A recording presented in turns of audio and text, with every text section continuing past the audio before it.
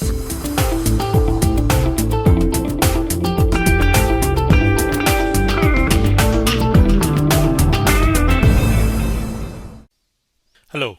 I'll be talking about the domain feature in this video presentation.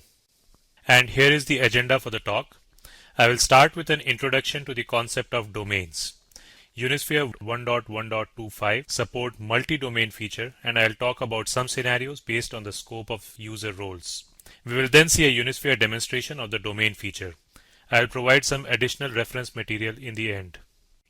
A domain is a user-defined group of EMC storage systems that are centrally managed. The enterprise dashboard screen in Unisphere leverages the domain structure to aggregate management information from multiple storage systems. You can manage all of the storage systems in a domain through a single user interface that runs on a web browser on your workstation. The storage systems being managed in a session can be in a single domain or use the multi-domain feature of Unisphere. Multi-domain functionality provides a connection between two or more domains, allowing you to manage storage systems in multiple domains from one location. Each domain is defined by a set of attributes that is stored on each system in the domain. When a new system is added to an existing domain, it automatically inherits the attributes of that domain. For example, every domain will have some members like storage processors or control stations, a master node, global users, etc. Unisphere 1.1.25 allows you to have multiple VNX storage systems in the same domain, provided that all the VNX storage systems are running Unisphere 1.1.25. Those VNX systems which are running Unisphere 1.1.0 will still need to be in a separate domain, but those systems can be managed by Unisphere 1.1.25 domains using the multi-domain feature. Legacy domains can also be managed using the multi-domain functionality. Now let's discuss the multi-domains functionality in some more detail. Multi-domains allow groups of systems to be viewed in the Unisphere user interface as a single list. All of the systems that a user is logged into are displayed in the system list and system drop-down menu. Multi-domain feature helps bridge the divide between different storage system families. For example, if you want to centralize management of your on-site VNX and Clarion storage systems, you cannot achieve this by creating a single domain because VNX and Clarion storage systems cannot be in the same domain. Multi-domain feature will allow you to manage all the systems in the VNX domain and the Clarion domain through one user interface. In another example, if you have storage systems at two sites that are some distance from each other, placing all of the systems in a single domain network could adversely affect management response time.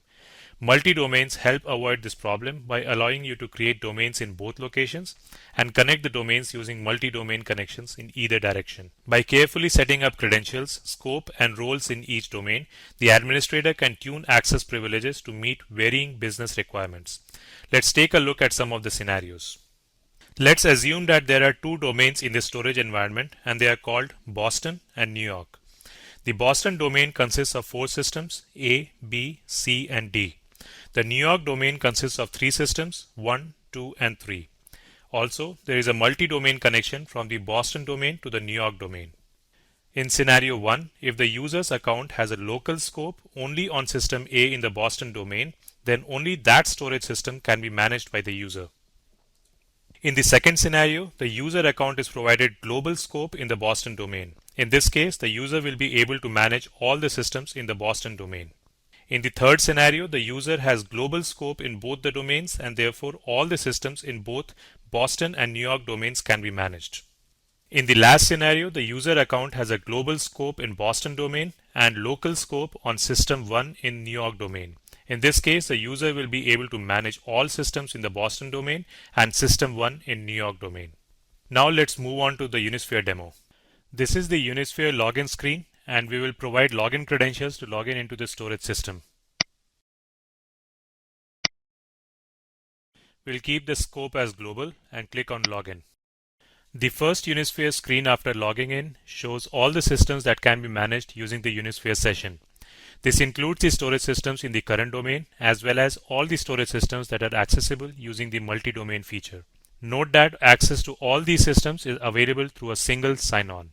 The storage systems that can be accessed using this Unisphere session can be seen listed in the Systems by Severity view block. They are also listed in the System Selector drop-down list. The block systems are shown indented in this view to indicate that we have added Celera systems in the domain, and these are the Clarion backend to those systems. In our case, ENG 1674 and ENG 1681 are the Celera systems in the domain. Note that the VNX system CSE1942 is listed as a single unified system and is not listed as a separate block and file component. Other view blocks in the dashboard screen also display aggregated information from all systems being managed in the Unisphere session. For example, the Alerts by Severity view block shows the top 10 alerts collected from all systems. Overall capacity view block for most free space shows the storage systems with maximum free space, etc. You can use the Show All link in the Alerts by Severity view block to see a list of all alerts across all storage systems. If a large number of systems are being managed in the same Unisphere session, not all systems will be displayed in these view blocks. Click on the System List tab to see a list of all systems that can be managed from this Unisphere session. This screen provides the details of all the storage systems. For example, you can see the domain in which the storage systems are added to. In this scenario, we have two Celera systems in the domain called Legacy. Both these Celeras are NS480 systems with Clarion backends. The VNX storage system is a VNX 5500 unified model and is in a separate domain called Local. The serial number, software code version, and Unisphere client version can also be seen in this screen. Similar to other Unisphere tables, you can export this information or add and remove more columns from this table using the icons in the top right hand side. Now click on the Domains tab in the top. As noted earlier, this screen confirms that we have two storage domains configured in this Unisphere session, Local and Legacy. Click on the Legacy domain. The table in the lower portion of the screen now shows the details about the two Celera systems that are present in this domain. Both of these systems have a CX4 480 as the backend system. Note that the Celera and Clarion systems run Unisphere Client version 1.0 as shown here. Now click on the Local domain. The Local domain has only one VNX 5500 unified system.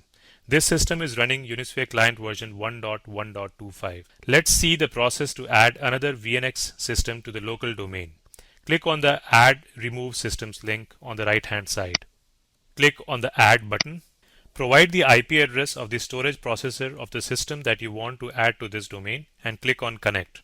Note that you cannot use the IP address of the control station in this window. Unisphere gives you a warning that adding the storage system to this local domain will remove it from its current domain. Click on Yes to confirm. Provide the login information for the storage system in this window.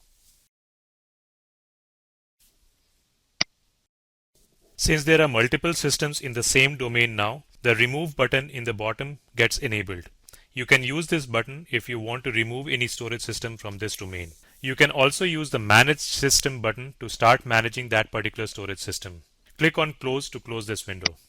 The bottom half of the screen now gets updated to show that there are two VNX 5500 systems in the local domain now.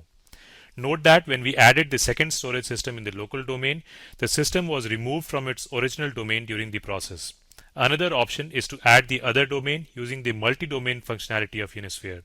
This will provide access to all systems in the other domain through this Unisphere window. For the purpose of this video demonstration, we have set up a separate domain with two VNX systems. We will use the multi-domain feature to add that domain in this Unisphere session. Click on Manage Multi-Domain link on the right hand side. Provide the storage processor IP address of one of the systems in the other domain. You cannot use the control station IP address here. You would also need to provide a name for identifying the domain in Unisphere. Click on the arrow button now. Note that the new domain is now shown in the Selected Domains window. You can click on one of the domain names in this window and click on left arrow button to remove the domain from this Unisphere session. We will click on OK button to accept the settings. Click on OK in the Success message window. Unisphere now shows that there are three domains being managed in this Unisphere session. Click on the newly added domain called VNX in the top window. We can see that this new domain consists of two VNX unified models. Let's check the System Selector drop-down list again. The list of systems in the System Selector drop-down list gets updated to show the new systems in the list. Now click on the Alerts tab on the top. This screen shows a list of aggregated alerts from all the systems being managed in Unisphere. This includes all the storage systems, irrespective of whether they are in the same domain or separate domains. This concludes the Unisphere demo part of this video presentation. You can find additional information about domains and Unisphere in the PowerLink white papers mentioned here.